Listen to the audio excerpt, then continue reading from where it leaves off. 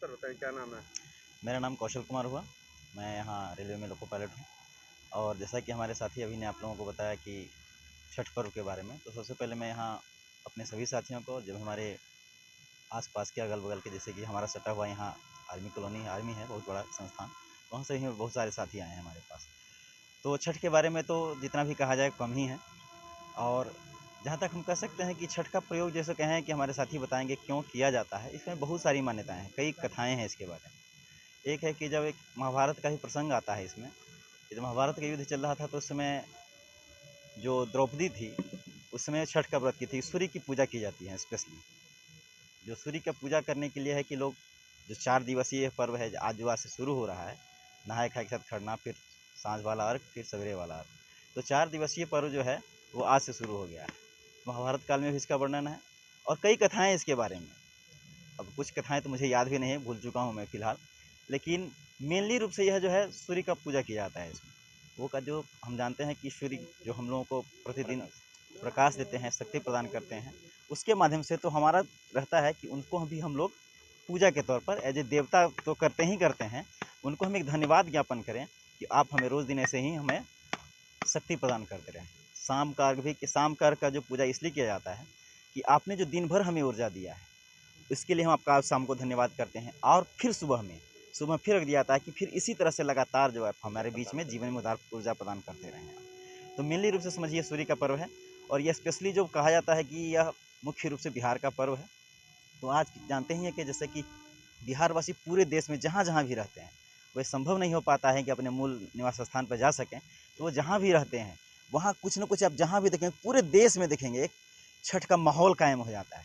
तो अभी देखें कि हमारे साथी आज अम्बाला हरियाणा में हैं, यहाँ भी पूरा माहौल, आप जिस दिन आएंगे शाम वाले को, उस दिन का माहौल ज़रूर आप रिकॉर्ड करेंगे तो आपको पता चल जाएगा। हाँ, अदर कंट्री में भी, सॉरी साथी अभी सही कह रहे हैं, ये देश में ही नहीं पूरे विदेश में भी, जहाँ भी हमारे बिहार मुल्क के जहाँ भी पूर्वांचल लोग रहे हैं, वो सब इस छठ को पूरे हर्षोल्लास के साथ मनाते हैं। ज़्यादा के लिए फिर आपको बताया जाएगा, छोटे छोटे अंदर बाद में देखा जाएगा। जी सर क्या नाम है बताएं छठ पूजा सबसे पर्व? पहले पूरे देशवासियों को, अम्बाला वासियों को, पूर्वांचल क्लब, रेल कर्मचारी पूर्वांचल क्लब से की ओर से छठ पूजा की हार्दिक शुभकामनाएं। और मेरा नाम राहुल हुआ। ये अपने मित्रों के साथ, ये आर्मी के लोग आए हुए हैं, हमारे रेलवेज के लोग हैं। तो ये लोक आस्था का पर्व है छठ पूजा, इसको महापर्व भी बोला जाता है। तो ये हम लोग विधिवत यहाँ पर शुरू हम लोगों ने किया है अम्बाला में। और आप देख सकते हैं कि दिन प्रतिदिन छठी मैया की महिमा बढ़ती जा रही है और लोग यहाँ पर जुटते हैं और हज़ारों की संख्या में श्रद्धालु आते हैं। बहुत अच्छा से पर्व मनाया जाता है। इस पर्व में विशेष तौर पर सफाई की जो है महत्ता रहती है, सफाई की व्यवस्था की जाती है। आप देख सकते हैं कभी यहाँ पर क्या रूप था और अभी सफाई का आप देख रहे हैं। तो लोग यहाँ पर मनाते हैं और प्रदेश के लोग जो घर नहीं जा पाते, उनको कहीं ना कहीं ये मिस करते हैं कि पर्व मनाने के लिए कहाँ पर मनाया जाए। तो ये यहाँ पर ये प्रशासन के द्वारा बनाया गया है हम लोगों के सहयोग से।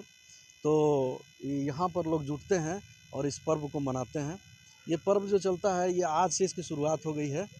आज इसको नहाए खाए, मैंने आज नहा करके, और जो इसकी परंपरा है और जो इसका मेथड है, तो वो आज से शुरू हो जाता है।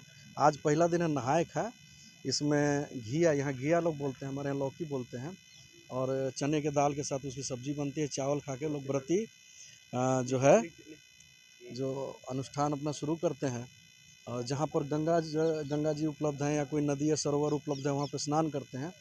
दूसरे दिन के पर खरना मनाया जाता है, खरना व्रत मनाया जाता है।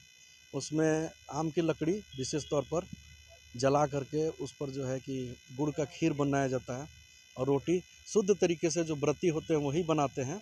और वो प्रसाद का भोग दूसरे को भी देते हैं। और उस वक्त जो वो प्रसाद ग्रहण करेंगे, तब से लेकर 36 घंटे तक वो निर्जला उपवास रखते हैं। उसके उपरांत अगले दिन शाम को डूबते हुए सूर्य को अर्घ दे करके उनसे प्रार्थना करते हैं। और फिर अगले दिन सुबह में उनको आने के लिए प्रार्थना करते हैं कि आप आइए, हमारे जीवन में भी खुशियाँ लेकर आइए। और विशेष रूप से ये पर्व क्यों मनाया जाता है, इसके बारे में मेरे एक साथी हैं जो कि थोड़े शास्त्र में भी ज्ञान रखते हैं, वो आपके प्रकाश डालेंगे, जिससे कि ये पता चले लोगों को, मैसेज जाए कि ये पर्व क्यों मनाया जाता है। विशेष रूप से हमारे मित्र हैं ये कौशल जी ये आपको बताएंगे। देश दुनिया की हर खबर सबसे पहले देखने के लिए फॉलो करें Dainik Savera TV, YouTube, Facebook, Instagram, X और व्हाट्सएप चैनल पर।